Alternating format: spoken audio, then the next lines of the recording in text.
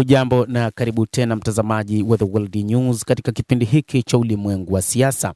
Mimi ni Adam Hussein. Urusi inazidi kushambuliwa kila kukicha na taarifa zinaeleza kwamba zaidi ya watu 5 wameuawa katika mashambulizi ya sasa ya Ukraine.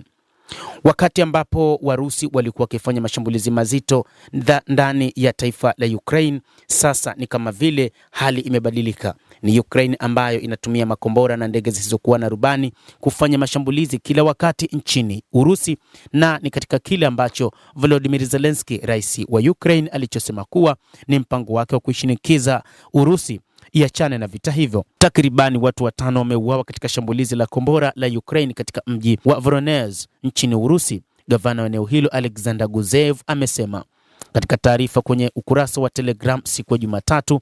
Gusev alisema makumi ya watu pia walijeruhiwa na kwamba vifaa vya viwandani katika moja ya biashara za jiji ziliharibiwa vibaya katika mashambulizi hayo. Hata hivyo, katika madirisha ya majengo kadhaa ya ghorofa pamoja na magari mengi pia yaliharibiwa. Ametoa pole kwa familia za marehemu na kuwatakia ahueni na ya haraka majeruhi.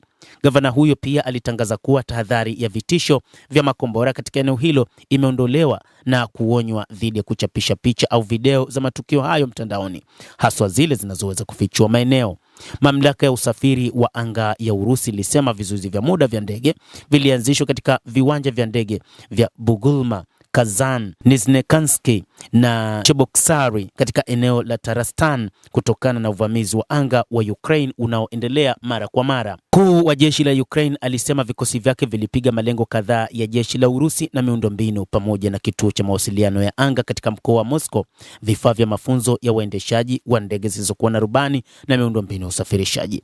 Pia alisema kuwa vikosi vya Ukraine viligonga vituo vya amri na nyadhifa nyingine za kijeshi katika maeneo ya ardhi inayodhibitiwa na Urusi pamoja na miundombinu katika bandari ya Kavkaz katika mkoa wa Krasnodar wa Urusi. Wizara ya ulinzi ya Urusi imesema mifumo yake ya ulinzi wa anga ilidungua mabomu 12 ya angani na ndege zisizokuwa na rubani karibia 734 za Ukraine katika muda wa saa 24 zilizopita.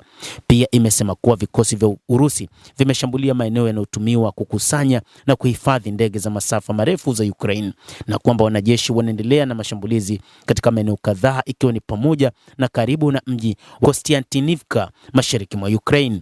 Ukraine na Urusi huripoti mara kwa mara mashambulizi katika eneo la kila mmoja, huku zikipinga maelezo ya uharibifu wala majeruhi na hata vifo.